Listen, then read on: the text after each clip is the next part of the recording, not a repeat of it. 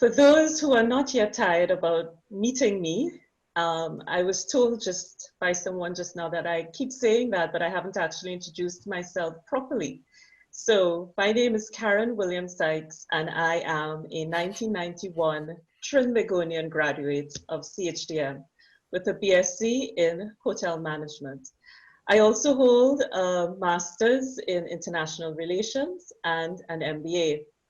I am a AHLEI Certified Hospitality Trainer, CHT, and I am a Wine and Spirit Education Trust Certified Educator. So if any time during this weekend you notice that I'm usually drinking wine, it is because that's my job. I'm doing research, and it's part of my personal continuous development. It's very professional.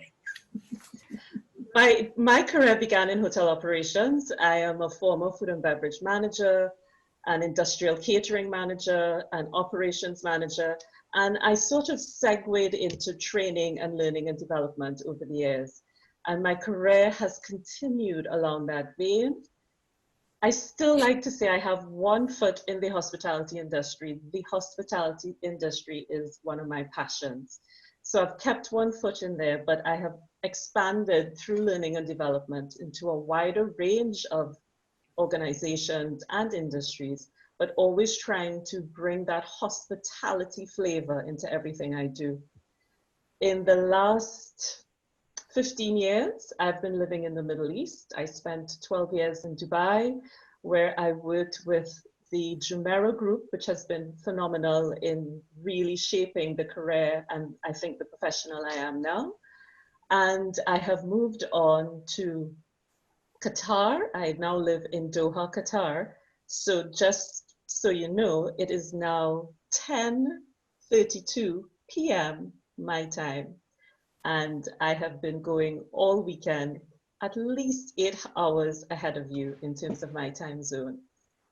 So I design, develop, and deliver bespoke training programs for anyone who's looking to have that hospitality flavor, as I mentioned, in what they do. I do workshops in leadership, dynamic strategy management, and all levels of customer service. I am passionate about networking. So being a member of the organizing core committee for this event really came from my heart. And I just want to say that today has worked out so well. It's really made all the hard work worth it. I think all the members of the committee can say that today. We did a good job. We brought a lot of really amazing people together. And we hope that this will be but the beginning, definitely not the end. The final session of today's roundtable conversation, managing a pandemic in the hospitality industry. Obviously, we could not end this reunion without direct conversation about COVID-19 and how it has affected what we do. There's been mention of it. It's interesting to note that there has been mention of this pandemic in every single one of the sessions. That is, of course, telling. The industry has been crippled. How do we get out of it? What have we learned from it? What is the story that we can take to get us to the other side? I have three very dynamic, professional experts sitting with me today at my round table. And I will introduce them as the conversation goes, starting firstly with Mr. Clifton Reader, who will be the first presenter today. Clifton is the current Managing Director at Moon Palace in Jamaica. He is, of course, a CHTM graduate of my year, 1991. Reader's undergraduate studies completed at the University of the West Indies earned him his BSc in Hotel Management. He earned his Master's in Business Administration from Nova Southeastern University, where he concentrated in financial management and hospitality marketing. In 2003, he was recognized for outstanding academic achievement at UWI and also for providing sound leadership in the hospitality industry. He also completed an executive manager's program at EHL in Lausanne, and that makes me have to pause to mention Mr. O'Reilly at this point. He would definitely be looking down at us and smiling at today's work. He did, Clifton completed the General Manager's Program at Cornell University. In both programs, he focused on finance and marketing. He also participated in the Strategic Management Program at Disney Institute, Florida, and most recently, Complex Negotiation Program at Cornell. His impressive hospitality career spans over 3 decades among various local and international hotels. Prior to his post at Moon Palace, Jamaica, Reader served as General Manager of Sunset Jamaica Grand Resort and Spa, GM of Beaches Negril Resort and Spa, and Beaches Sandy Bay. During his tenure as General Manager of these properties, one of his primary responsibilities was sales development. He was tasked with working and developing businesses with visiting tour operators, local and international travel agents, as well as groups and incentive travel, which included regular visits to source markets, including the world travel market. Clifton has lectured in Caribbean travel and tourism part-time at CHTM. He's a past director and counselor for the Jamaica Hotel and Tourism Association, and he is now the president for the JHTA. He's a past director for Ocho Chamber of Commerce, and he's been previously recognized as Hotelier of the Year by JHTA. He is a Justice of the Peace. Welcome to the conversation, Mr. Reader. Thank you. Please tell us your experience with implementing COVID-19 policies in a 5-star resort. Okay, good afternoon, everyone. As you know, COVID came. We were experiencing our best year in the industry. We went from 85% occupancy to 0 in 10 days. The good thing about it is that we reopened June 15, and to date, because of the protocols, and I must thank the government and other groups for their work in developing these protocols, we have not seen one single transmission between staff and guests or vice versa. All the transmissions tend to be community related. The objective of the protocol system is basically to protect communities, to protect your staff, and by extension, protecting your guests. In order to look at the protocols, I've divided them into 5 pillars. First of all, the personal protective equipment, social distancing, capacity, hand washing, sanitization, and of course, the technology side of things. I know Keith and Dave and those guys touched on technology earlier, but I just want to make mention of that. In terms of PPEs, we set up our staff, and I will start with the staff because to me, protecting the staff, then you protect your guests. So we were all issued with 3 different masks. 1 to wear on the road, and 1 4 hours into your shift, and you change by about 1 o'clock. So you only wear each mask approximately 4 hours for sanitizing reasons. In terms of like the front desk or any other desk that you're coming in contact with guests, you're basically protected by acrylics. So if you look at my front desk, there's this classy line of acrylics protecting the staff. We have pen sanitizers that we use when guests having to use a pen and put it back to sanitize and everything.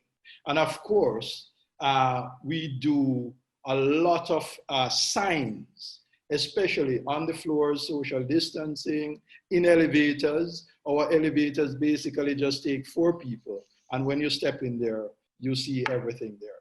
The staff wearing their mask, you know, us Caribbean people, we want to do this and we want to do that, but it's a strict regime. If you're caught without your mask, you're liable to be suspended 1 to 3 days. And I must say, I came very close to suspending myself because, you know, you step out of the office and something goes awry. In terms of social distancing, that's the worst part that we face. Because again, we are touchy-feely people. We like to hug, we like to do this. And what happens a lot of times, you see employees gathering. So we try our best for them to mark the floors. On the floor, sometimes we paint the social distancing sign on the floor, down to the staff canteen. When we set up everything, all chairs in the staff canteen are basically 6 feet apart. As they say, it's better to be 6 feet apart than 6 feet under. In terms of capacity building, every single area, if it's a bar, if it's a dining room, what we have basically done is to divide the space by 36 to get the number of people you can accommodate in that space. And we had to remove all the other furniture. So to give that capacity, because most people, what they try to do is to leave the restaurant as is and say, we're only letting in 50 people. You can't manage that way because guests gonna come and say, look here, I want to do this, I want to do that. In terms of hand washing, sanitizing, it's recommended that every half an hour you actually wash your hands. And especially for food and beverage people, you hear their phones going off. They put an alarm on their phones and you hear it just beep and it's time to sanitize. Because at every station we have the sanitizing system. And of course, going into the back, you wash your hands as often as possible. So if a waiter is going around there, they have to do that. In terms of service and everything to the hotel, yes, some services are affected, but not to the point where guests are basically experiencing less than 5-star service. Because whereas we had to take out some things, basically, I find that, you know, we add back many things that make the guest experience just as comfortable. The area that we have to look at, and going back to the employees coming on property, you take your temperature, and once you take your temperature, you go to clock in. But at the clock in section, you also have to sanitize, and we have an oximeter there to take your oxygen level. This is very important because you have to build in a sense of security. We're no longer selling the long, white, sandy beaches, the hugs and smiles of our staff. We're basically selling a safe and secure vacation. Because once the guests feel that they are safe, and the way that they judge safety is basically from what you expose the employees to. Because if they don't feel that the employees are protecting themselves, they're gonna have a serious problem and they're gonna feel that the hotel is unsafe. So once the employees go to their work area, each work area has a separate protocol. In terms of guests, of course, there are airport protocols. We have a corridor, basically where guests are not allowed to stop. It's a bubble from the airport bubble to the hotel, and you basically just stay there once you come. In the beginning, we weren't allowing guests to go off property because all inclusives and everything, but now guests can actually go on tours and all of that. But once a guest come up to the lobby, they basically have to sanitize their feet as the employees do when they're coming in. We were gonna install one of the sanitization tunnels for the guests, but we didn't. We only have that for the staff, so they can sanitize their entire uniform coming into the hotel. The guests now come in and there's a health questionnaire that they actually complete. So getting that health questionnaire, they go to the front desk, they check in. When they go to their room is completely sealed, because upon checkout, we would have basically sprayed the room or mist the room. Leave it for a while, the housekeepers will go and clean it. Once it's clean, somebody in hazmat suit go in and they sanitize, the supervisor check from balcony right back out, and they basically just seal the room. So I don't know if some of you remember when AIDS came out in the 80s, and you go to a hotel in Miami or wherever, all the glasses and the toilets and everything were sealed. They had a paper. I was too young for that, but go ahead. Karyn. But this is the type of confidence we build in our guests, that when they come in, these are the things that happen. In terms of the communication and technology, that's a very, very important part of things, because you have to have a zero-touch approach to things. So from our sanitizers, we ensure that they are the censored ones in our restrooms, at the front desk, at the bell desk, you know, so that the guests don't have to touch them and you have to go and clean again. We encourage people not to walk and touch rails, and don't touch anything if you need to. And in terms of technology, now you can actually pre-check in. In fact, some hotels are now using a system where you make your booking, you have your reservation on the phone, a barcode is set up. That barcode can actually check you into your room and open the door for you. So you are the only person handling all of that as you go through. When you go to restaurants, in fact, we are saving so much on restaurants now, because we don't have to do those elaborate menus anymore, because you have QR codes, you have the apps. From room service, you can pull up the app, get your entertainment and your entertainment schedule, as well as getting your room service menu, and you can just order.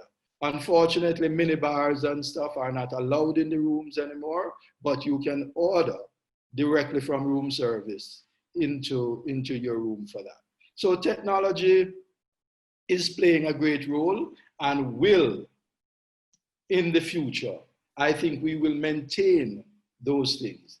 In terms of the weaknesses that I see with the protocols is not in the hotel at all.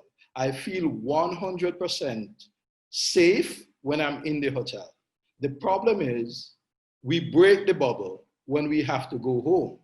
So you send employees out into communities, and unfortunately, when they go out into the communities, they mix with everybody out there, and people not wearing their masks, people not social distancing.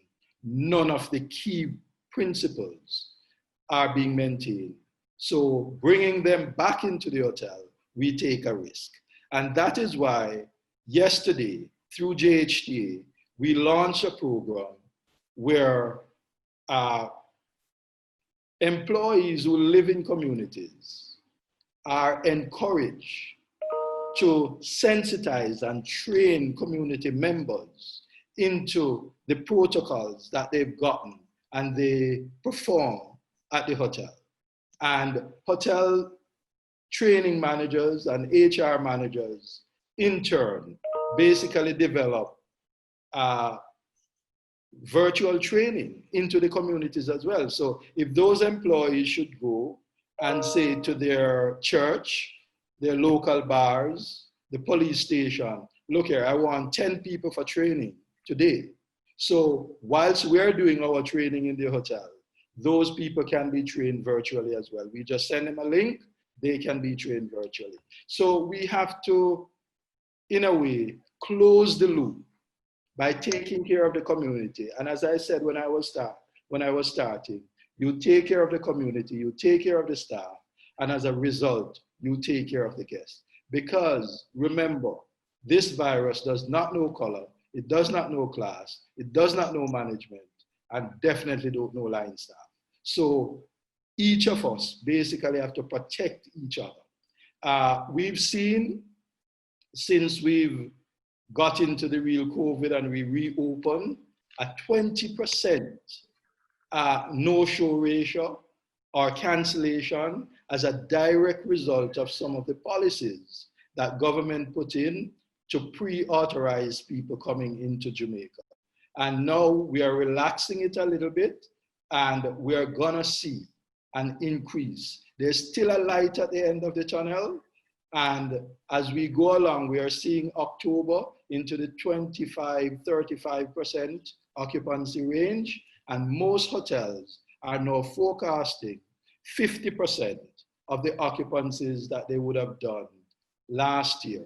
So what we're looking at now are hotels projecting anywhere from 35 to 75% occupancies. But government need to take out some of the blockages that they have in the system so that we can move freely along. People can come to Jamaica without problems. In fact, one of the proposals I've made to government is that we still do the test, but that person just need to take the test to the airport in Montego Bay, show it along with their passport. It's a negative test. They go to their hotel, no quarantine required, because it has been proven that the protocols work once you maintain them. Thank you very much. Fantastic. I could hear the round of applause, virtual round of applause. Some fantastic protocols you guys have put in place there, Clifton, really thorough, really comprehensive. But what I'm picking up on, first of all, huge, it's that it's a real cultural change. You know the joke in the Caribbean, how do you get a Trini to stop talking? You tie their hands, right? We can't talk without our hands. We're very, very interactive, very tactile people. And the rest of the Caribbean as well, maybe a little bit less than us Trinis, but we are so used to physical contact, not just of each other, but as you mentioned, touching the walls, holding on to banisters while we walk by, touching the plants, you're walking down the corridor and you know, oh, we can't see anything pretty, we have to touch it. Exactly. It's like we see, well, it's like we see with our hands. So one of the most important things though, Karyn, and where you live, you see it all the time, where people in your area now learn to smile with their eyes. Yes. We have to be learning that now. So body language and everything is at a premium in Jamaica and throughout the Caribbean right now.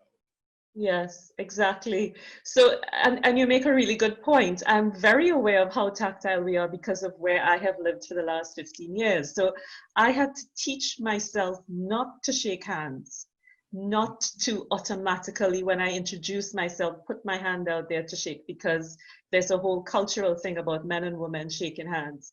So the whole mask wearing has happened here very naturally because women covered their faces anyhow. We didn't, the social distancing, we did that anyhow. The distance between people here is more than it is in the Caribbean. So I have a question to ask you. Sure. What do you think your biggest challenge has been in terms of really getting your staff to become one with the new protocols, to really want to do it? I think by management setting the example, they followed. And at the beginning, our HR director basically came up with the system that we want volunteers to come to work. We don't want to ask people to come to work. So we developed a checklist and we had them complete some questions, because if you have underlying conditions, so to speak, we did not want to expose you. So all my staff are volunteers and they basically sign that they will obey the protocols. So to date, I have not suspended anybody. When they catch me, they basically, oh, Mr. Reader, where's your mask? Right? Yes. So we have that thing going. And I think Jamaicans are afraid of dying. So once you tell them, they're going to obey. But the social part of it, because especially for me, I love to hug. And it's just depriving me of those things when I walk through the corridors. So that's the difficulty I find. And for the employees, the mask, and they say it's stifling them, but you have them go around the corner, just release it a little bit, breathe, and then put it back on. Yes. Some of the comments coming out of the chat group is that wonderful initiative about training, taking the training into the community. That is really coming from a sustainable place. That idea that if you protect your staff, you teach them how to take it with them into the community, then definitely it's going to come back to you. It's going to protect your guests. It's branded as the COVID ambassador program. And it will be rolling out in Montego Bay by next week, then in Negril, and then we take it to the South Coast into Kingston. But we want it to be an island-wide thing. It's supported by government, and we're just making sure that we protect lives. Excellent. A quick question from Carl. He says you mentioned savings as a result of COVID and some costs as well. How do they compare? Are the savings outweighing the costs? Well, I would say my property in particular, because we went out again to show the employees that we're not going to hold back on giving them all the PPEs and everything that they needed. So we basically spent $100,000 the last time I checked, about a week ago, on PPEs and the entire process of the sanitizing gels and everything like that. So quite expensive, but worth it every penny. Every single penny, I would say. Absolutely. Okay, I want to bring our next contributor into the discussion, Gale. And of course, we'll come back to you with more questions in a little bit as we come to as everybody presents and we keep the conversations going, of course. So I want to ask Gale Yearwood to join us in the conversation.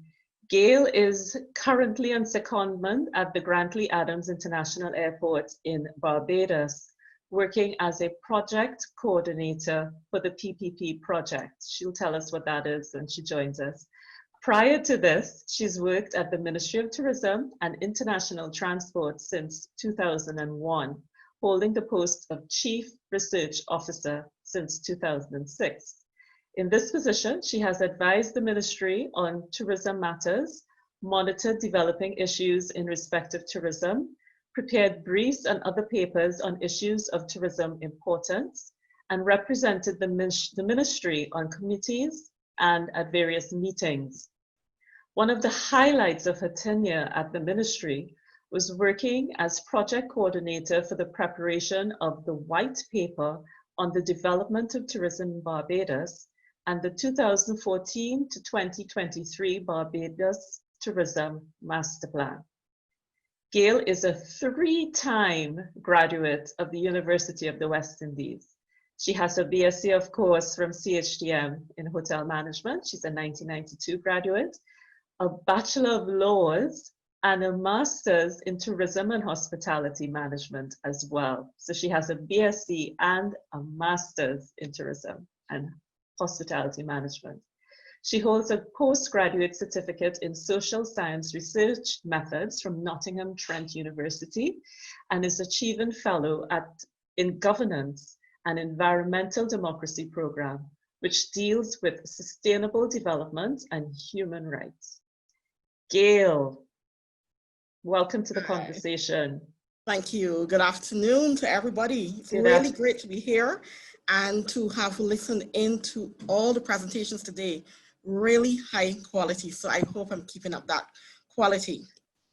Now, this whole COVID experience, we are actually in what I call our chartered waters. And I don't think that any one country has all the answers. And this is a time that we need to collaborate in order to get through this period of time. Before I begin, just let me say that this presentation is based on just my perception as to what has been happening in Barbados, because I'm not really involved in the planning or the execution of the response. I would initially have been asked to present on the operations at the Grantley Adams International Airport because I'm currently on assignment there. However, I feel very strongly that the Barbados response to COVID is really one of teamwork, Team Barbados. And in order for us to have reopened the airport, we needed support from our health officials, from labor, from the port itself, both the airport and the seaport, the government planners, and all of them were working together, I should say civil aviation as well, to ensure that the airport could operate safely. And our position was that we were not going to open the airport to commercial travel until we felt ready. Now, the first 2 cases of COVID-19 were diagnosed in Barbados. Actually, I need to start sharing my screen.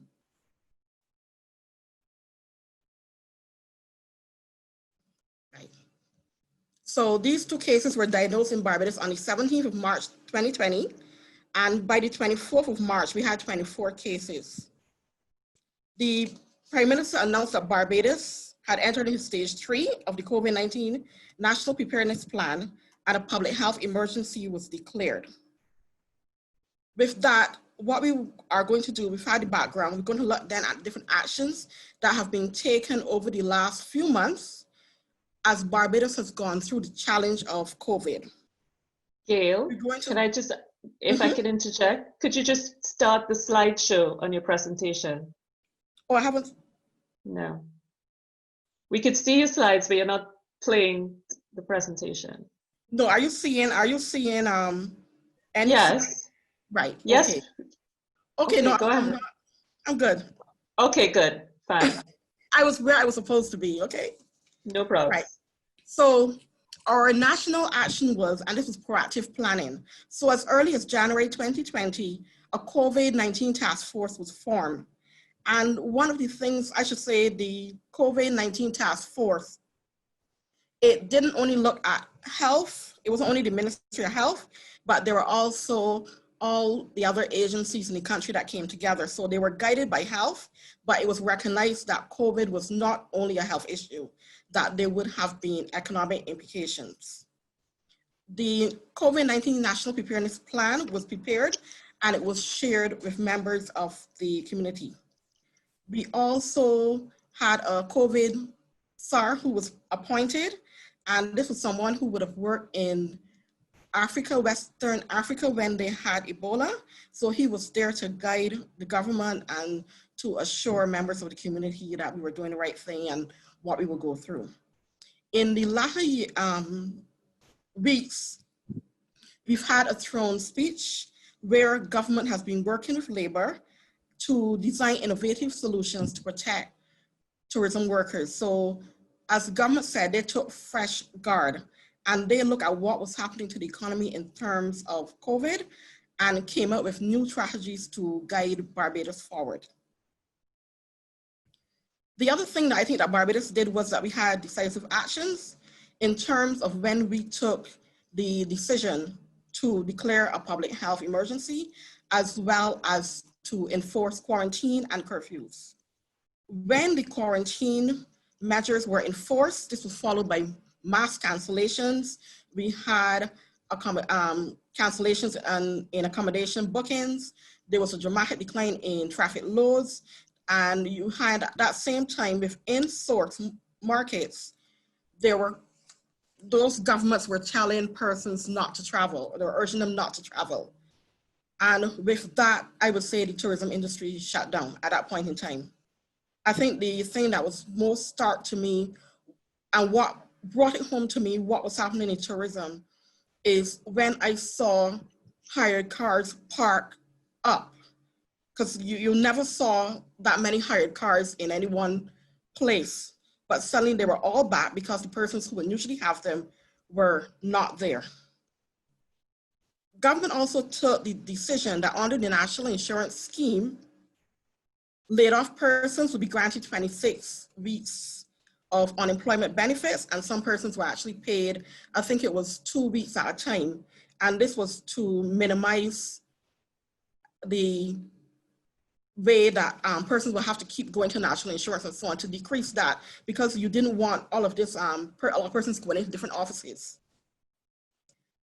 Amendments were also made to the Severance Payment Act, whereas normally you get it for 13 consecutive weeks, it went for 22 weeks. And this took some of the burden off hotels, because after 13 weeks, after about 3 months being laid off, persons would have been due for their severance payments. They would have been considered severed.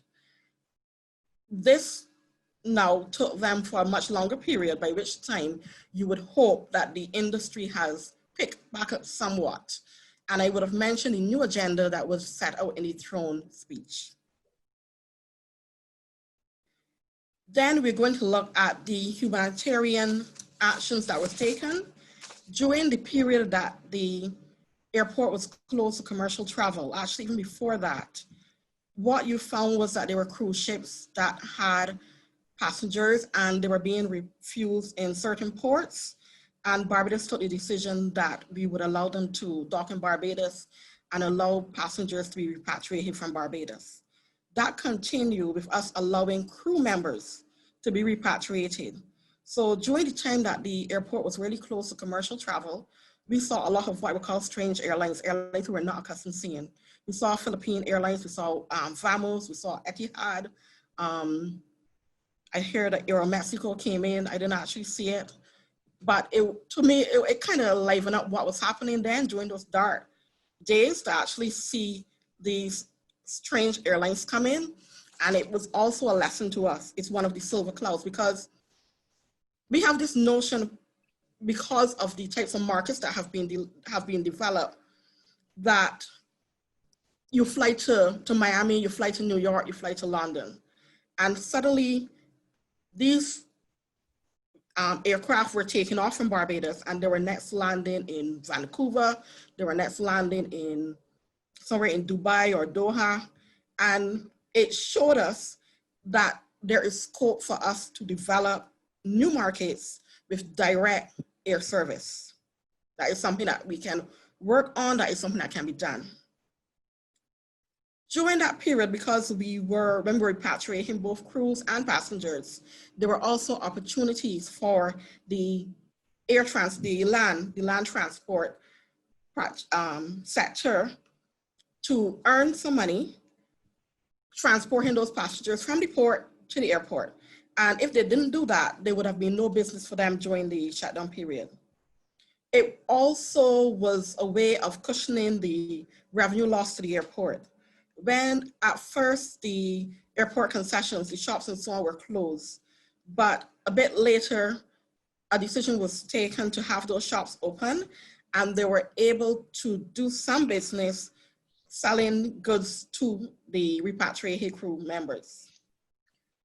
During this period of darkness, of this cloud over us, I found that our Barbados, our image and our goodwill and our reputation was also seen in a good light. And there were actually cruise ships that as they were leaving, there's a photo down here, where one said, "Thank you, Barbados," and that's not the only one. And Barbados was also able to benefit during this period. Obviously, you would not have gotten the type of revenue that you would have gotten during usual operations, but they did earn something provisioning the cruise ships that were docked offshore. And I think Richard can probably tell you about the number of cruise ships that you would, if you went to a certain high point in Barbados, you can look down and see the 7 or 8 cruise ships at berth, well, not at berth, but at anchor off the shores of Barbados. So having done that, then how did we go about reopening? And our reopening was what we call cautious. It was very slow. We took our time. First and foremost is that health and safety protocols were developed. And these protocols were developed over time, but you look and you saw where the priority was needed for the protocol. And therefore no sector was allowed to reopen until their protocol had been developed. So before the airport could reopen, there were a series of protocols which had to be in place. The hospitality sector, the hotels, could not reopen until their protocols were in place. And that was the way it went. There were protocols for a number of things for attractions, for the transport operators, restaurants, for everybody is guided by protocols. I'm going to go on and speak to and these protocols were also revised often, especially protocol in terms of persons entering Barbados. It has been through a number of reiterations. Ministry of Health are closely monitoring what is happening in the various source markets so that they can say whether or not that country falls into a particular ban and therefore how it should be treated. So for example, during the week, the UK, which has had an increase in COVID infections, they've now gone into high risk. And with that comes a change in protocols for persons coming from the UK. What we've also done too is that when we first opened commercial travel, for example, airlines from the US wanted to come in, and because it was something that was rethought given the level of infection in Miami, where where definitely the American Airlines flight would have been coming from. So in the end, out of the US market, we only had the one JetBlue flight, no flights by American Airlines. They're supposed to start in October. We had British Airways. They started with, I think, 2 flights per week. They've gone to 3, and now they're also going to increase. They're also going to start flying out of Heathrow. Before they were coming just from Gatwick. So it's very slow and very cautious, and you're just looking at where you're going before you take that next step. The big thing that everybody has been looking at is the Barbados Welcome Stamp.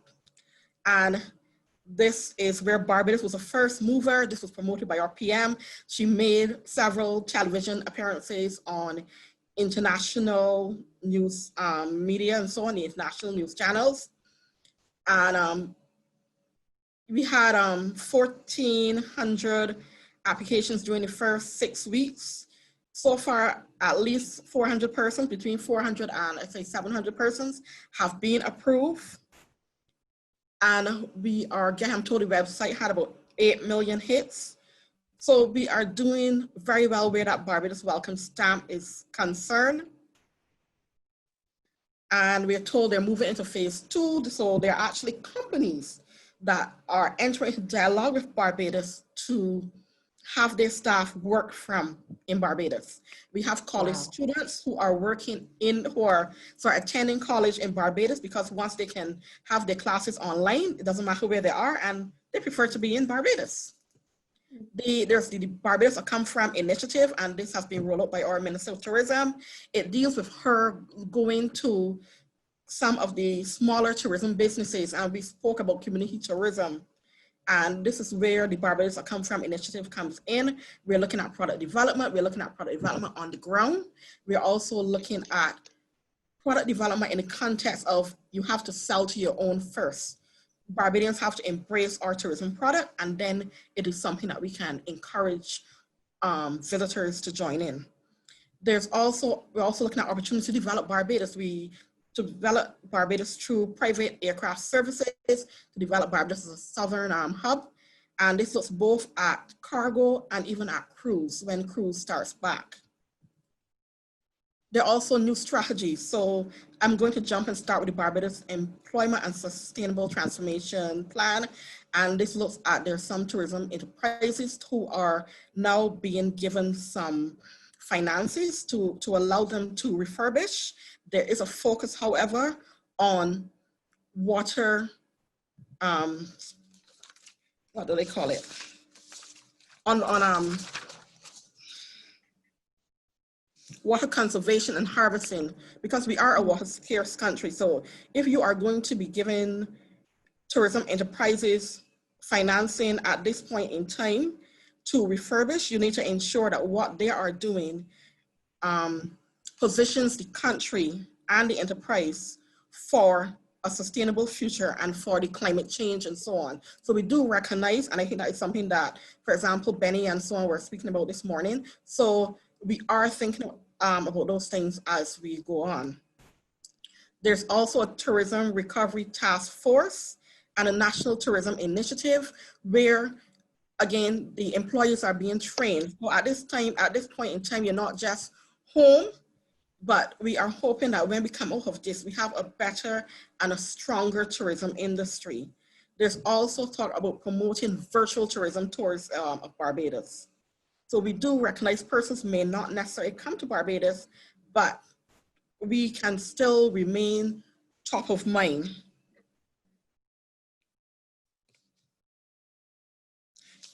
At this time, we can also speak of the use of technology. When the working group were the roundtable on technology, when they were speaking, I was smiling because we have been playing around with the use of technology, even at immigration for a little while. But COVID, we had to make it happen. So there's the use of technology. Persons upload their ED card before they get to Barbados. They also upload their COVID results before they get to Barbados. So we've been forced into using the technology. We are also speaking in terms of using the monitoring bracelets for persons who have to be in isolation or who are in quarantine. And these monitoring bracelets are tied back to the technology used at the airport.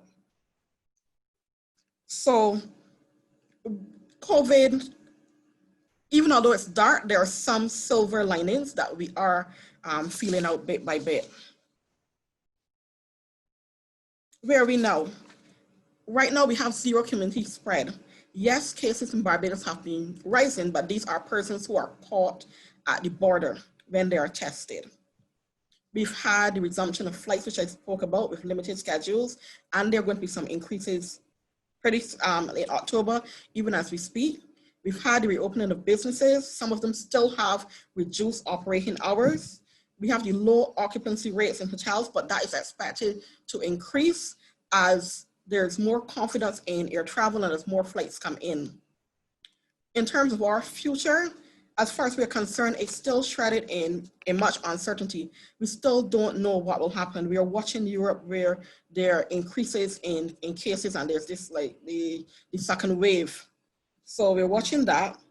The traffic levels, I was listening to what Dave was saying for Smile when he said that things could rebound in about 18 months, because we're being told 3 to 5 months. And it all depends on confidence in air traffic, in air travel. Nobody wants to get in a plane and likely catch COVID and then the vacation is spent at a quarantine center. There are the new business norms that we're adapting to. Clifton would have spoken to how his hotel now operates. We are looking for that vaccine, but however, there are some persons who said they don't want to be a first mover where those vaccines are concerned. So we still need to wait until persons are comfortable with that vaccine to take it and for us to move forward. We believe that there will be recovery, we just don't know when, but we are doing the best that we can do. We think that we're not a benchmark. We just think that we are doing the best we can do. We are looking at other people, we hope they're looking at us, and that we can all work together to come out of this on the other side, whatever that holds. Thank you very much. Thank you, Gale. Gale, I want to say, I'm not speaking on behalf of anybody here but myself. As a Caribbean national, as a CHTM grad, you just said that you don't think Barbados is the benchmark, but I think I give my full endorsement that Barbados and how they have managed this COVID pandemic as a hospitality-focused destination has been phenomenal. You guys have set the benchmark, definitely. And thank you for sharing what you just shared with us, because it really shows how it's working, how really thorough you've been in putting those protocols in place. And it's been very obvious that you've had tremendous government support. I'm a huge Mia Motley fan. I mean, I want to be the president of her fan club. She's phenomenal. And it is so incredible that she herself has been so key in being the spokesperson for all these new initiatives that Barbados is doing. Was that, I don't know if you know, but was that her idea? Or was it a Ministry of Tourism idea? Where did that come from to put the Prime Minister as the post stamp? I have no idea, but knowing PM Motley, she probably came up with it, and she has been driving it. She's been very driven in terms of getting the country reopened and getting it safely reopened. Her emphasis is on safety. And something that Clifton said, she even said, I think one of her things was, you put the strongest people out there to be the frontline people. You let those persons go to the front line. And that is what has been happening. So even now, most of our government offices are still working from home, but the work is being done. There are lots of new things. I want to make this point, and this is not, it's not a tourism thing, but it just shows you how life can happen. In Barbados, you can now renew your license online, and it is sent to you through the post office. Right. You can, I had to do my car insurance, my road tax, and so on. The only thing I did was to take the car to get it valued. Everything else was done online. I scanned, I uploaded, I paid, and then it came back to me electronically, and they will send something to the licensing authority. So this has just shown us how easily things could be done without you having to go in an office and stand in a line. The post office, that person probably thought had lost its relevance, it is now very relevant because everybody's doing everything online, and they're the ones who are now delivering stuff. They have found a new life. So that goes for persons who have small businesses. You need now to start thinking of, how can I deliver this? How can I use the post office? How can I use online services to get what needs to be done? Absolutely. Well, we heard in the previous session, Keith was talking about the technology being there and the technology being available, and that the technology is cheaper than it has ever been. Everything you just spoke about, I just want to share. Like I mentioned before, I lived in Dubai for 12 years. Everything you spoke about is how we do it in Dubai. So this was pre-COVID-19. They didn't wait for that. But the point being that the technology was already tried, tested, and implemented. And whatever it is that was keeping us back in the Caribbean, I guess we have to say thank you, COVID-19, because look at where we are now. I have a question for you coming out of the chat group. Someone wants to know what kind of precautions Barbados took for those frontline workers. Okay. Were they tested? Did they have, what kind of protocols have been put in place? Okay, at the airport, we have the plexiglass barriers where we can have them. There are masks, persons were issued with masks. We've had training. We had training pre-COVID, and since I've gone back to work after the shutdown, we've had more training. So there's plenty of training. Persons are told what to do if they think they've been exposed. There is a health station at the airport, the usual port health, but part of their mandate is that they test. You can be tested as well. You're told things like when you go home, you take off your uniform. If you're wearing a uniform, you have a shower, that kind of thing. You don't go and you hug your children right away. So there are all those things, but persons, I think, have to be satisfied that somebody's got their back in order for them to be happy to go out there doing what they do. Also at the airport from entry, what has happened is that people do the PCR test 72 hours in advance, and that is uploaded. When the aircraft landed, there are Ministry of Health persons that would meet them somewhere between the aircraft and the arrivals hall, and there will be questions. So even although you might have done the test and it comes back negative, you're still questioned because you may have done the test and then you went out to a bar with your friends and then you got on the flight. So your your question to see what kind of behavior and probably where you travel from and so on. And then they will decide if you can go to our regular arrivals hall, or if you're going to be directed to a special arrivals hall that has been set up. So we have we have an arrival hall and a smaller arrival hall, and that's where the testing is done and where persons wait. While they're waiting, we were giving them a meal. There's entertainment, yes, to make persons comfortable. You can have the test either done at the airport for free, or there's some certain hotels that allowed you could go to those hotels and be tested there so you can be in your room in comfort and whatever.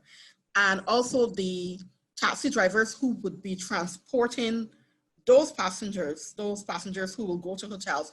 Obviously they have training and they would know what protocols they have in place, that's so they're not exposed to the virus. I hope that answers the question. That's an excellent answer. Fantastic, Gale. And I think we've all seen and shared videos of the new Barbados welcome lounge, as it's called. And it has, and again, I say benchmark. Helen Carrington wanted to ask a question. Helen, I invite you to turn on your video and your mic. Hi, Karyn. No, I think my question was for when you go to the Q&A after. No problem. Fantastic. Okay, so I'm going to move on and welcome our third contributor for today's final roundtable conversations.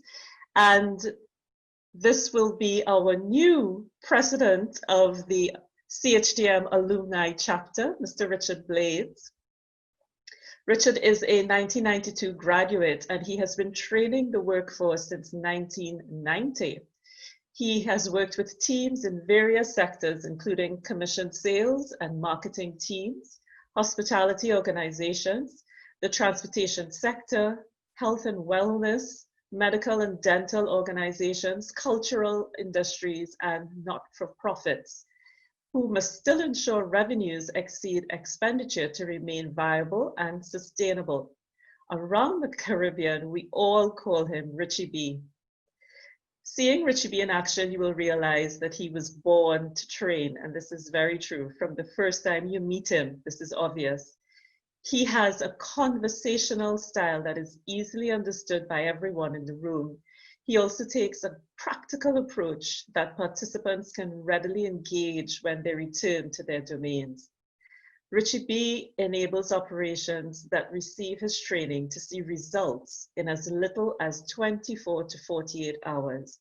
He believes that once participants can see tangibility that aspects of the training work, they will become more accepting of training in its entirety. Though he resides in Barbados, Richie trains throughout the Caribbean.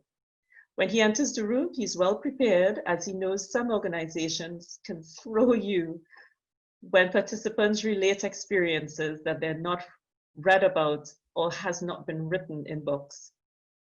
Richie B is knowledgeable, thorough, hands-on, strong, sound, and the list can just go on.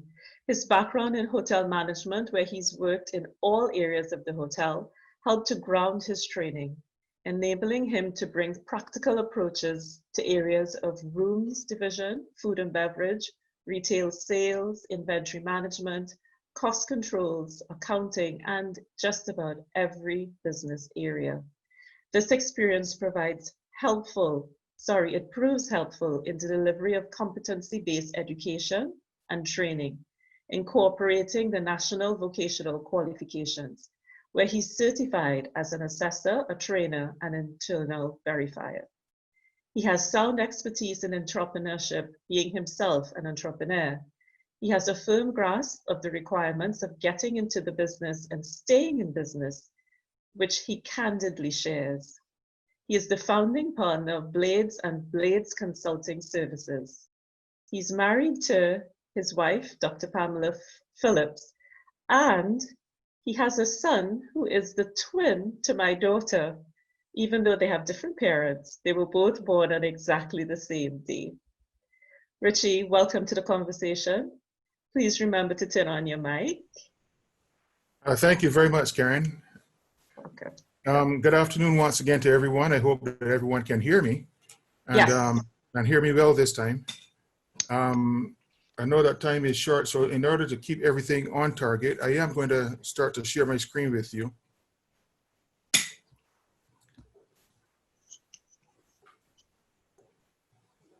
And just a minute. Here we go. Yep. All right. So today I'm going to be speaking about communication and its impact on operations and the best practices during the pandemic. I am going to be a little controversial at times because I want to cause you to think about what we are doing and not just operate on things that sound nice. What do I mean? Today, we're going to look at the coping with fear and the uncertainty which this pandemic brought. We're also going to look at how we handle pivots and changes as a result of the pandemic. And then finally, we're going to look at how we can create sustainability.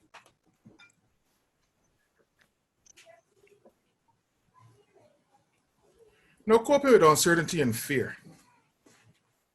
I have been a remote worker for many years, and I will tell you this, COVID threw me. Because when all of a sudden you're no longer doing the remote work because of the fact that it is a choice, but it's because it's being imposed upon you, what happens is that you're then forced into a particular role where you have to be listening to the news to find out what's going on.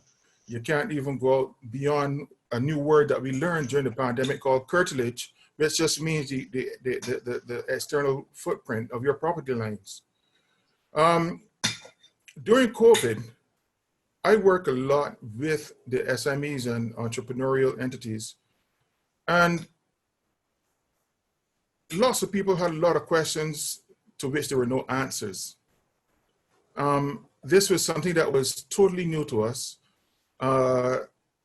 Anyone who is alive now would not have really dealt with pandemics this close up that went to that spread on the scale that this did.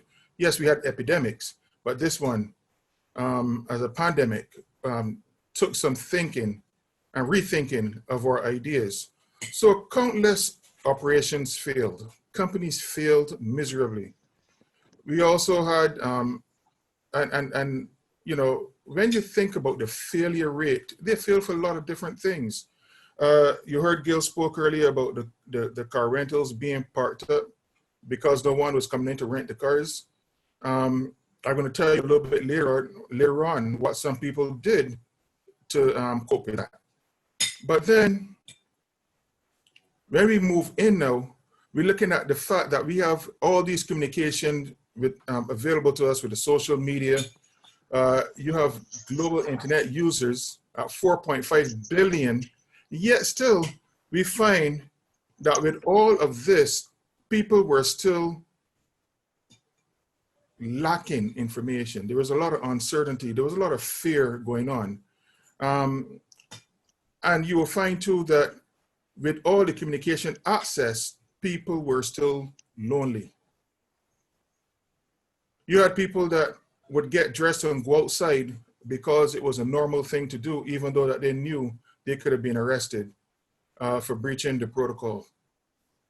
And despite all the Facebook, WhatsApp, YouTube, and Messenger, there's something about that person-to-person interaction that speaks volumes for people. Some people are still, regardless of their ages, are still not inclined to use the technology the way how it is intended. And classic example, people have some computers, mobile phones that are more expensive than computers, and all they do is send around jokes on a daily basis. So what does that mean for us within the industry? Well, some of us had to learn to handle the pivots and change of it, and the changes that accompany it. For example, within our countries, there are lots of Airbnb properties. And what has happened is that even within the Airbnb settings, they had to look at new ways in terms of interacting with their people. For example, they had to plan for the travel restrictions when flights were canceled. How would they accommodate those people who would have prepared their visits and then all of a sudden could not come again? They had to look at, there was a whole thing where governments had to look at financial relief in terms of the resource for the hosts who are providing the resources for these people to stay when they come in on island. or into other various countries, then you had to get smart when you're planning and offering flexible cancellations so that people could readjust their times so that you would not lose the business altogether. But if they couldn't come this week, you hope that they would have been able to come at least the following month, because no one knew what was going on. Now we're having a situation whereby people are now being encouraged with a longer stays. You're hearing about the visa situation where people can come here and work here, study here, relocate the entire families here. And it's a good time to update what are we really doing in terms of what we have been doing within the industry. What are some of the things that we are really doing in terms of our skill sets that we need to have and employ? What are some of the things in terms of our systems that we need to employ? And then how do we reassure guests and secure future bookings? Right now, a lot of people need reassurance. A lot of people are doing things that are, when we observe the behaviors in the news, they're considered brash. And, you wonder if they're really thinking. But it's because that they're off their, they're operating outside of what is normal for them. You're living in countries that you can't even go and visit your parents. You can't, parents can't see the children. You can't go and visit cousins. People can't come together. And deep down inside every human being is a craving to be appreciated. So they want to get out and come and link with each other. They want to come out and link with each other, interact with each other, and then know that they can generally have a good time interacting with one another. Virgin, what did Virgin do? Virgin switched completely because the passenger loads went down. They went then into cargo. So to give an example of what I mean, some of you may not know. But when you look at Virgin, apart from the handling of the sanitizers and everything like that, this is what inside the aircraft is now looking like nowadays. Where you see packages being moved around because people can't travel, but yet still supplies need to be moved. Our needs haven't changed, and then there's some countries who are, as you heard this morning when Rod was speaking, they don't have their own indigenous crops, so they're reliant heavily upon imports. And we still need to get those imports coming in on island for them. So then what happens is that you have this sort of situation going where cargo is now the mainstay.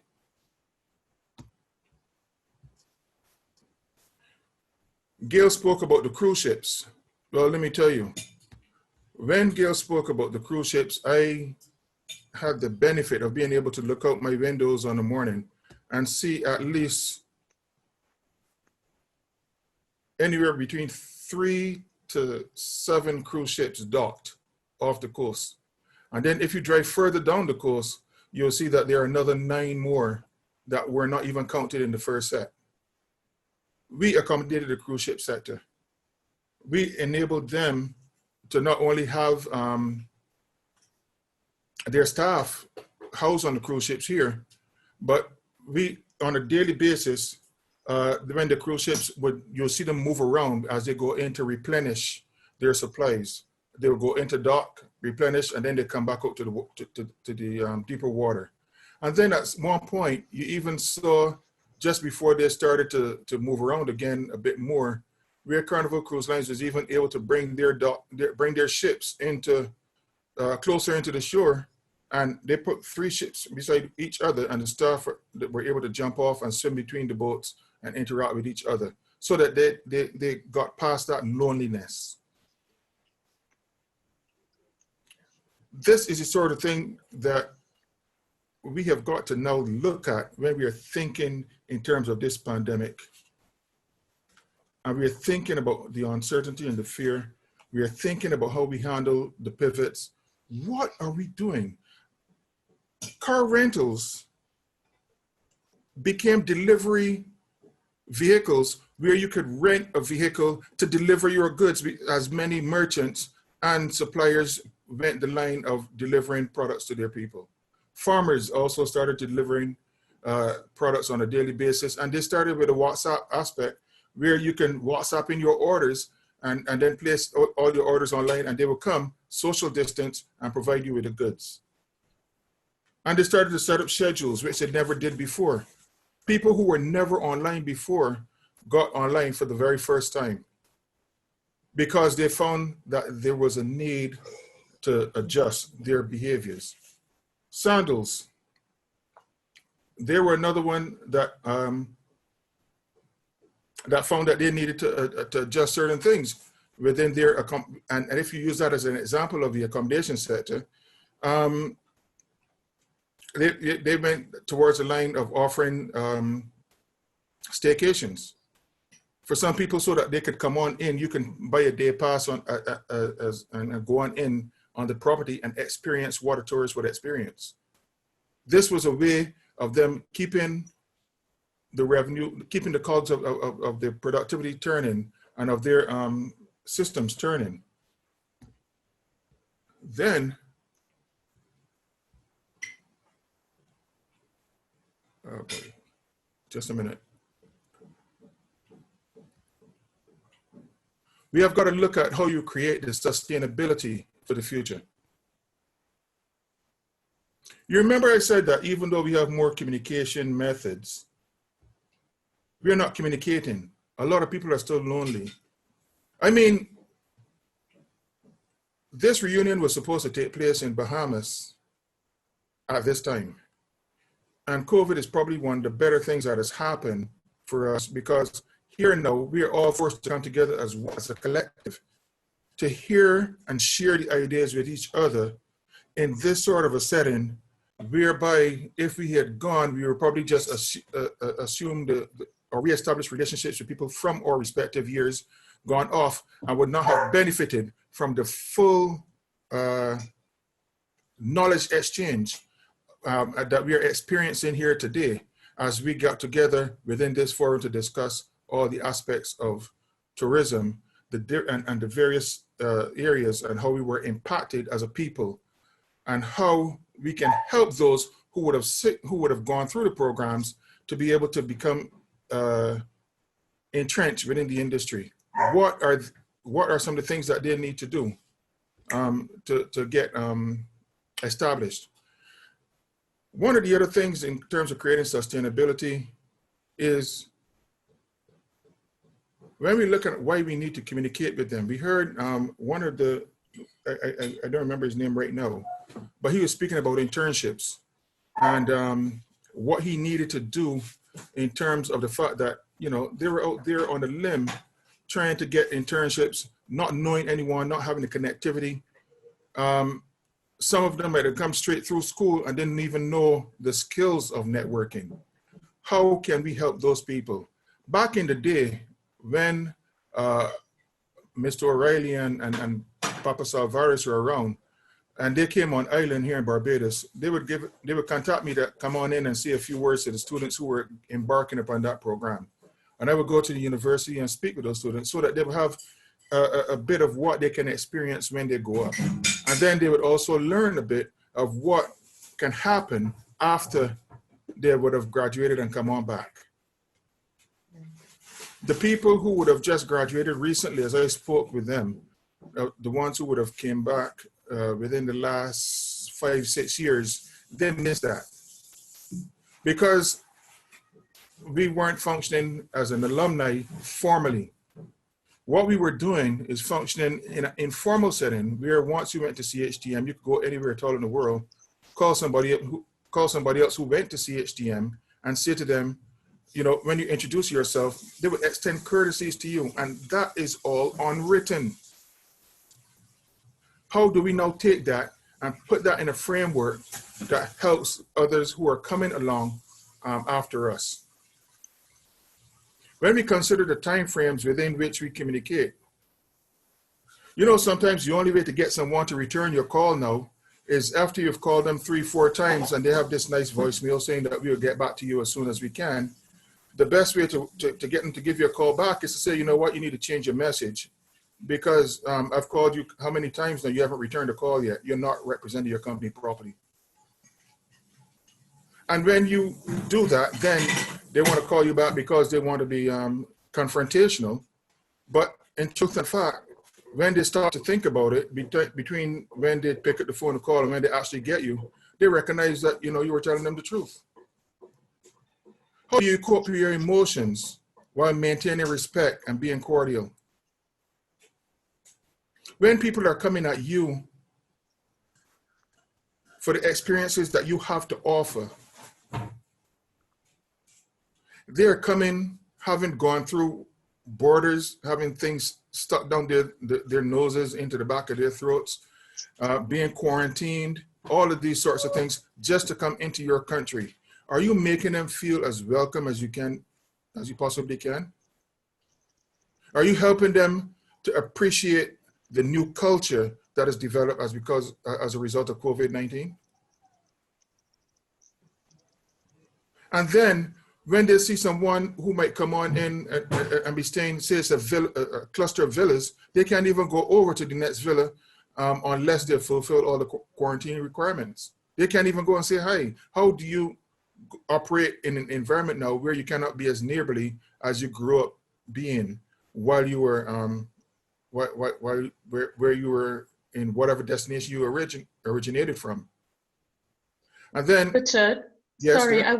I want to interject there because we're getting a really relevant point being made in the group chat. Yes. That, you know, what you're talking about here, the wellness, the mental health, we as a Caribbean people, we don't see this as something real, as a real medical condition that we need to recognize and give the support for. So what you're talking about is so really important. So tell us what you think. You've spoken already about the pivot. We're going to come back and talk some more about that. Mm-hmm. In terms of, okay, we can't rent out our cars anymore, we could become delivery drivers, which is great. But did you have some suggestions on how we could support each other more? You're speaking about people feeling lonely. What can we do here to help? Actually, that's what I was coming on to right Great. here now. Because Sorry. here, that's all right, that's fine. Here with CHTM, what I have come across here within last night and now is a melting pot of people who came from all various backgrounds. And let's face it, this setting here today was one whereby this is the first time where we are really hearing each other think. Yes, we might have seen one another in class presentations, but then that's only limited to so few people. The thing about it is now we are hearing a wider cross section of people actually present and hearing their ideas, hearing their thoughts, hearing their interactions, hearing their passions, and recognizing that, you know what? Yes, we all have degrees. Yes, we all went to CHTM, but we have not even begun to scratch the surface as yet. There's so much more to be done. And things are changing so fast that by the time I started, when I was asked to do this presentation, by the time we got started this morning and I came through till now, I recognize that my presentation has become obsolete. Why?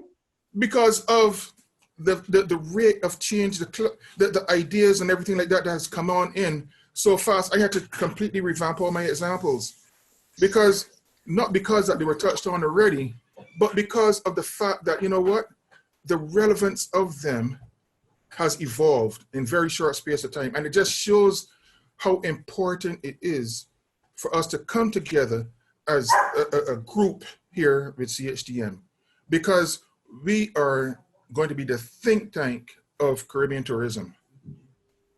And there are no ifs, ands, maybes, or buts about that. We have to be the ones who have to show people, and it doesn't matter if you're in the Caribbean or outside of the Caribbean, because what is happening is that because of the technology, we have now, we've heard today of the benefits of being global, right? Yes. We've heard the benefits of being global. We've heard the solutions coming in from various territories. And these are things that can be adapted and employed within our settings. Great. The thing about it is that what we've got to do is to use our minds and come together and customize it to benefit us within the Caribbean. As you see, even here right now, I'm experiencing one of the situations of COVID where you have alarm systems going off that sound like barks. Okay, in the essence of time, because yes, I would take your questions. I'm pretty much done. We've been so good with time. First, I would like to ask Gale and Clifton to please turn your video back on as the contributors for this session. Excellent. And really amazing best practices have been discussed in this session. And I want to ask anyone if they have questions. I'll call back Helen, because you were prepared from before. Go ahead, please. What's your question? Yes, you can hear me, yes? Yes. Yeah, my question was for Clifton. I was curious when he was presenting about, from a change management perspective, the education and the education effort with staff, how much? As I said before, not a single transmission has been noticed or reported between guests, staff, and vice versa. And it's not that we have not had positive cases in the hotel. We have had positive cases in the hotel. And those employees who were with those guests were tested, and they were all tested negative. We must have tested probably 20, 30 team members over the period. And because of the protocols, that I strongly believe that if you practice the protocols, you're basically safe from COVID. Excellent. Thank you for that answer, Clifton. Gale, and I think also Richard, you guys both mentioned something about buying at home first, about the Minister of Tourism saying that it is important for Barbadians to embrace the Bajan product first and then be prepared for guests and so on. In the part of the world where I live, staycations are a huge thing. I think Clifton had mentioned people having staycations in Jamaica. Are you seeing an increase in that kind of activity? And do you think that that will help to make the product more sustainable with these new protocols in place? Richard, you want to go? I was going to ask you the same thing. Okay, I can probably say. Go ahead. Yeah. That yes, there are some properties that have been offering the staycations, and I think our staycation market has grown over the last 6-7 years, when we had a downturn in arrivals back in the teens. So this is just something added on. And yes, there are persons who, because you can't travel, you don't want to get on a plane, so you will go to a hotel. But persons are also mindful, despite the protocols, that if they go on a staycation, they may be mixing with guests, trying to be diplomatic and tactful.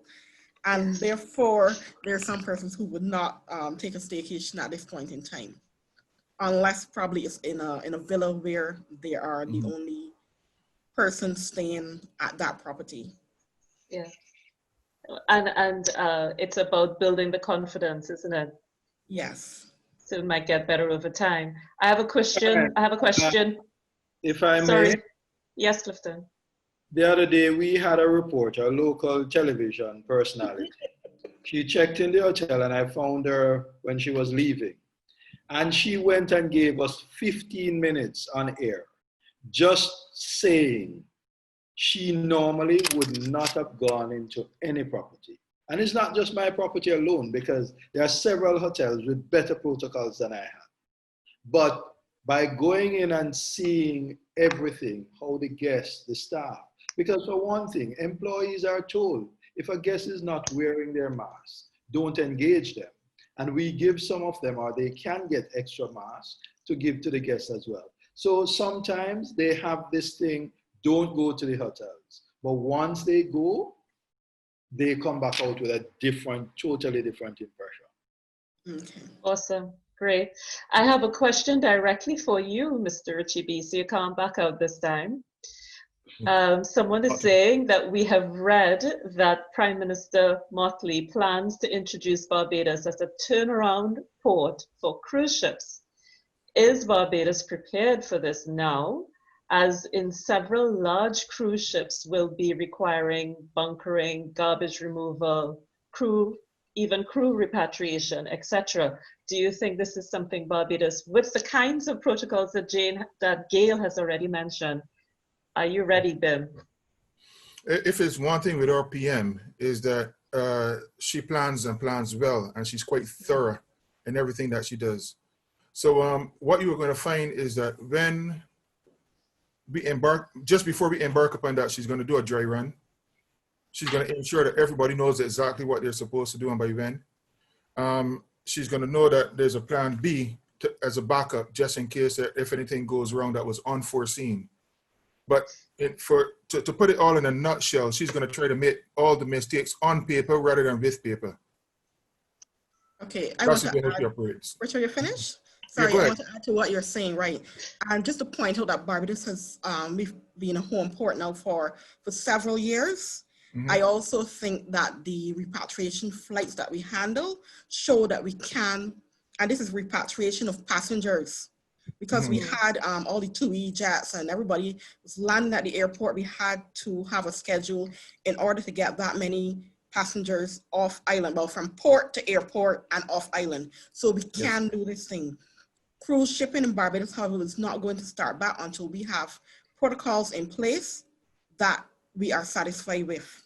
And I'm speaking ordinarily. I'm not supposed to be speaking in that tone. Barbados will not get into home porting and cruise ships until it is sure that it can handle and that the correct protocols are in place.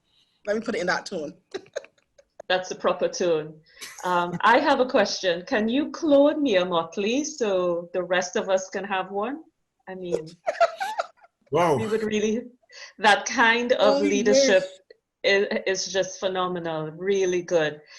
Are there any final questions for the contributors for this roundtable? I'm looking at the time and I know we need to get down to the lining aspect.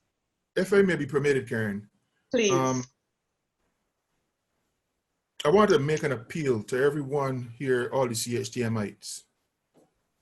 When we went to CHTM, yes, we studied for a grade. Now we are here, you know, we got to study to get paid. We need to write more. We need to speak more. We need to make our presence felt. We need to embark upon programs such as what we had today, so that we can really come together to as a region, you know, like India, they export brain power. So why can't we export the brain power of our region? Where people want to get the best minds as to how to cope with all the variables and the moving variables of tourism and all that it has to offer. In the Caribbean, our resources are limited, but yet still, despite our resources being limited and despite our main resource being the human resource, we are still coping and we will still continue to cope. I think that based upon what I've experienced here today, and this has been an experience, this, you know, this reunion, it's unfortunate that the ones who couldn't attend were not here, but if they get to be able to listen to the recordings and realize that, you know, like us, like the way how we have really realized our innate ability is that we all have within us that attitude that is that givers gain. And once they decide that they want to give, they will find that as a region, we will gain. I've, you know, even within my practice where, you know, I've people who've come along, even some CHTMites who recently started out their practice. Even if I outsource things to them or I pass on projects to them, as fast as I pass on something to them, I get 2 other gigs coming on in. Givers gain, and we've got to recognize that. Instead of trying to grab everything for yourself, look at what you can give. Give an idea, even if it comes down to that, because that is going to help make a difference to the lives and the livelihoods of all of us within the region and around the globe. Fantastic. Thank you so much, Richard. Gale, can I have your last words, please? Yes, I just want to reiterate what we've been saying all day, which is that this is a time for collaboration. It's a time to reboot the industry, to do all the things that we knew needed to have been done, but that we didn't do. Now is the time to get started on them. I mentioned COVID being dark, but I think there are lots of silver linings that we need to look to. And I know that we cannot come out of this. Everybody talks about 2020, but post 2020, we can't be doing what we were doing pre-2020. Correct. True. True. And just then to say that this seminar has been it's been excellent. It has not been a waste of a day. There's so much takeaway. Even though I'm not directly involved in tourism, I think this is like the refresher that everybody needs to have ever so often. Absolutely. So thank you I want so to much. thank everybody. Thank you very much. Thank you very much, Gale. Clifton, final closing remarks. Just to say that COVID is here with us, unwelcome guest, but we have to learn to live with COVID. This is not the time to develop this fear and phobia about COVID. We have already seen where it's more fragile than we think it is. And the PPEs work, so I just think we should follow them. We should follow the lead of government because a lot of leadership has taken place locally in the Caribbean. And this is one thing we did not outsource. We have to look at our tourism product. We have to have import substitution. Too many times the consultants are right with us. The people who can develop the solutions are right with us, but we think it's better coming out of the US or England or some other place, right? Sure. We need to partner with the universities. I mean, when we set up this program to be in Nassau, I remember people saying, oh, it would only be 20, 25 people who would be in attendance. Look what we've done. And Karyn, I must commend you, just like when we were on campus, your organizational skills, your drive, yes, I mean, has really put us where we are today. And we must always continue to share even documents on our website. Don't let this Lyme be the end of this. Thank you very much. Fantastic. Thank you all so much. If I could break with my own protocol, if everybody could unmute their mics and give a real round of applause for everything that happened here today.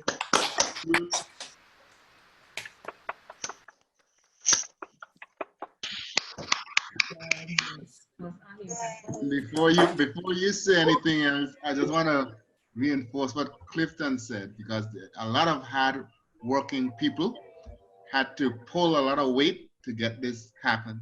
And there's a number of names I could call, but I'm just going to call two today. I really want to call my housemate, Keith Robinson, because he was like the technological backbone, and Karyn Williams was the engine for this entire thing. Disregarded time zones. I'll be weak whenever you need me to be weak, and that kind of a thing. So I really, really thank you on behalf of everyone else, Karyn.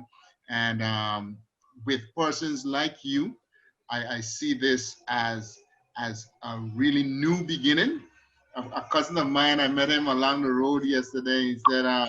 He said, COVID bring good, COVID bring bad, COVID bring good. And this was something that really has come good out of COVID that I expect to be sustained for a very long time. Thank you so much, Thanks, Carl. That's fantastic. That was Carl. I was trying to figure out who was talking. Okay. It was Carl. Okay. It has been my honor. Honestly, it has been my most humble honor to participate with the organizing committee to organize this weekend. And it has certainly been phenomenal today. I think it really rose beyond anything we could have expected. And as Clifton said, if this was not virtual, we would not have the numbers that we have right now. We started off this morning with 80-something people. It's fantastic. A lot of people have spent the entire Saturday with us, and we have to thank COVID for that. It wouldn't have been like that if we had not done it virtually.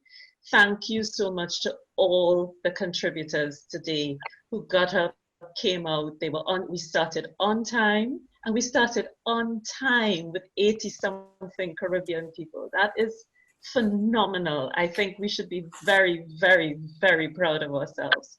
CHTM produces quality. Don't let anybody tell you anything different. Thank you all for participating, for joining us, for the conversations, for the questions.